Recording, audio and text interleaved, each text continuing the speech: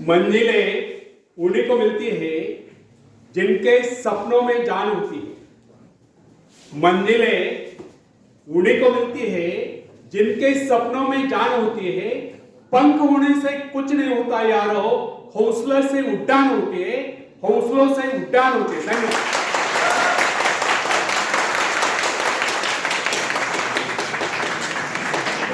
तो फ्रेंड्स, उन दो मनुष्यों में धरती और आकाश का अंतर होता है, जो अनात्मविश्वास है और जो आत्मविश्वास है। जो व्यक्ति आत्मविश्वास रहित होता है उसका जीवन कभी ऊपर की ओर उठ नहीं सकता, जबकि जो व्यक्ति आत्मविश्वासी होता है उसका जीवन ऊपर को उठे बिना नहीं रह सकता। संसार में जितने भी महान कार्य जिस किसी ने किए हैं वे सब साहस के आधार पर ही हुए और किए गए हैं। आत्मविश्वासी व्यक्ति के शब्दकोश में असंभव शब्द होता ही नहीं।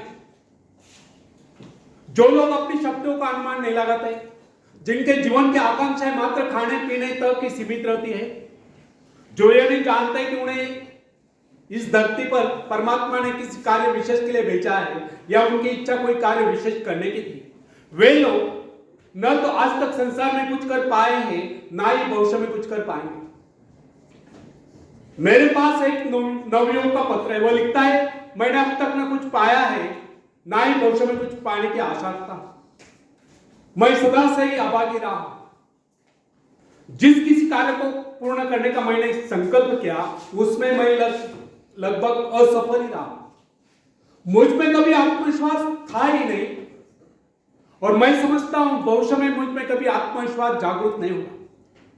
उस नवयुवक के असफल होने के कारण स्पष्ट थे। उसके असफल होने का मुख्य कारण उसकी मानसिक स्थिति थी। जिस आदमी की मानसिक स्थिति ऐसी होती है उसको कभी सफलता नहीं मिल सकती। सफलता पहले मस्तिष्क में उपस्थित है, उसके बाद उसको कार्य रूप में प्राप्त किया जाता है। मन में यदि विश्वास हो तो मनुष्य अवश्य सफल होगा। जिसके मन में यह विश्वास आ गया कि वह विजय है, सफल है और दुनिया का कोई ऐसा कार्य नहीं जिसे वह अंजाम न दे सके, तो सफलता है उसके कदम चुनती है, वह व्यक्ति सफल है। जब कोई व्यक्ति अपने मन में दृढ़ धारणा बना लेता है कि वह किसी का भला कर ही नहीं सकता, तो दुनिया की कोई ऐसी शक्ति नहीं जो उसे कार्य करने के लिए प्रेरित कर सके, उस कार्य में उसे सफलता दिला सके। जब हम जीवन में सफलता की बात सोचते हैं तो उससे पूर्व हमें अपने विजयदायिनी शक्ति पर पूर्ण विश्वास होना चाहिए। हमको अपने पर विश्वास होना चाहिए और जो कार्य हम करें पूरे दिल से करें, अनमने होकर नहीं, तभी हम उस पर विजय प्राप्त कर सकते हैं। जिस समय जैन एडम्स ने कॉलेज छोड़ा था उस समय उसके सम्मुख एक उद्देश्य था। उसके विषय में डॉक्टर ने कह दिया था कि उसका स्वास्थ्य इतना गिर गया है कि वह अधिक समय तक जीवित नहीं रह सकती। यहां तक कि उन्होंने उसके जीवन की अवधि अधिक 6 मास की निर्धारित कर दी थी। जैन ने कहा, ठीक है 6 मास है, इन 6 मास में कम से कम वह एक काम तो मैं कर ही लूं जो मैं मानवता के लिए करना चाहती हूं। उसने आत्मविश्वास से कार्य लिया। उसके अपने जीवन का उद्देश्य एक आश्रम की स्थापना का था। उसने पूर्ण विश्वास के साथ वह कार्य हाथ में लिया और जो जो अपने कार्य में आगे बढ़ती गई त्यों त्यों उसका स्वास्थ्य भी बेहतर होता गया।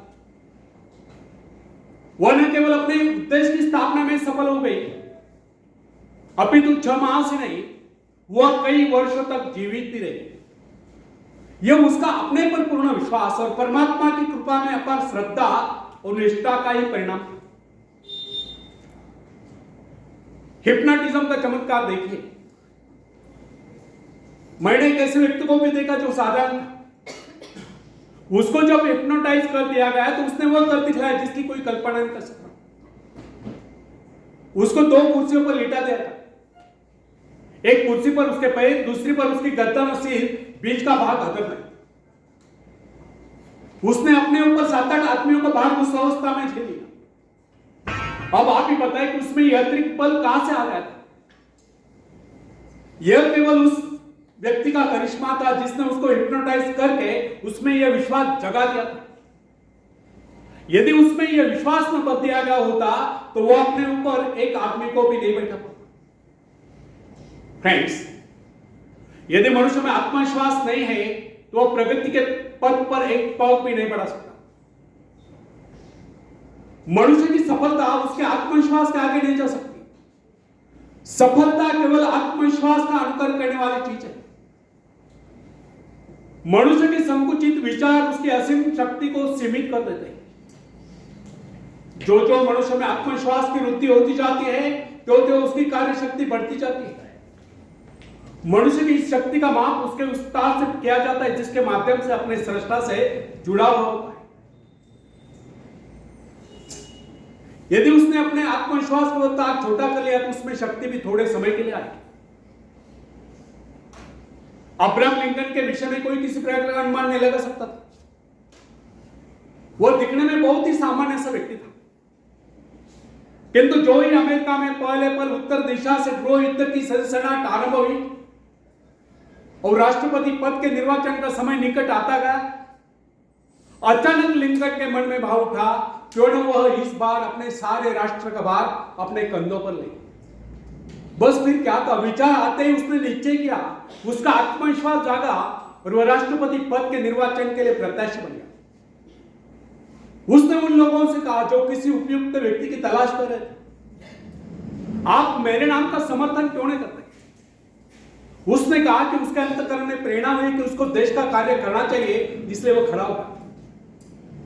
उसने उस समय के राजनीतिविदों को बता दिया कि इस विपत्ति की परिस्थिति में वो देश की बागडोर संभालेगा, उसमें योग्यता है।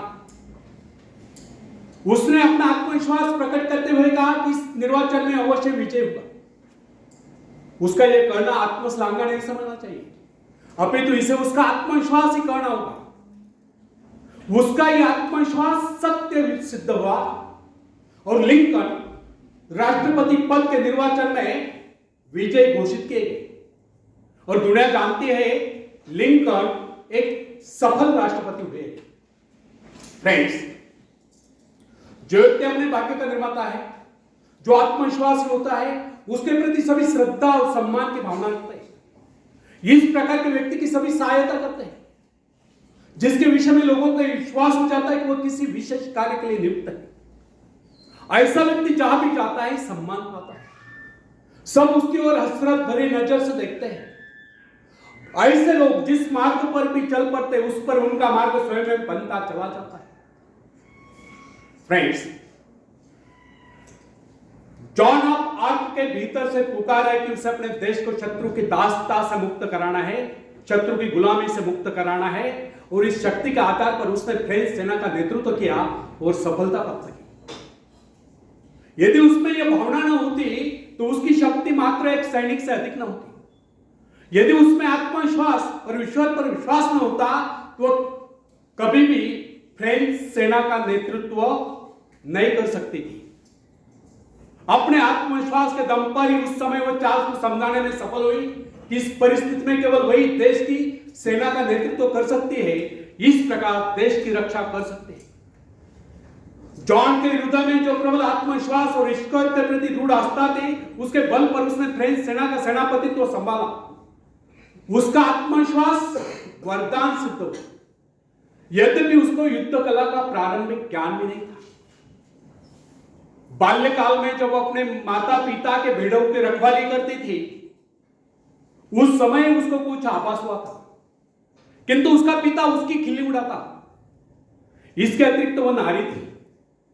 नारी को सैनिक के रूप में देखना हर किसी के लिए सहज नहीं होता, किंतु आर्क का आत्मविश्वास उसको उसके पद से डिगा नहीं सका। उसको किसी की परवाह नहीं थी कि कोई उसको कोमलांगी कहकर उसकी खिल्ली उड़ाए, किंतु इतना साहस था किसमें जो उसकी खिल्ली उड़ाता। उसका आत्मविश्वास उन सब पर हावी हुआ और उस आत्मविश्वास के कारण ही एक नारी, एक साधारण सी नारी इतिहास के पृष्ठों पर सदा सदा के लिए अंकित हो गई।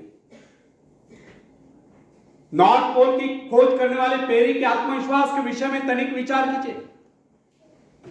उसने इसके लिए एक बार नहीं अनेक बार प्रयत्न किए, अनेक बार उसको अपने जान के लाले पड़े, किंतु क्या इससे वो निरुत्साहित हुआ? यहां तक कि उसका जलयान खंड खंड हो गया।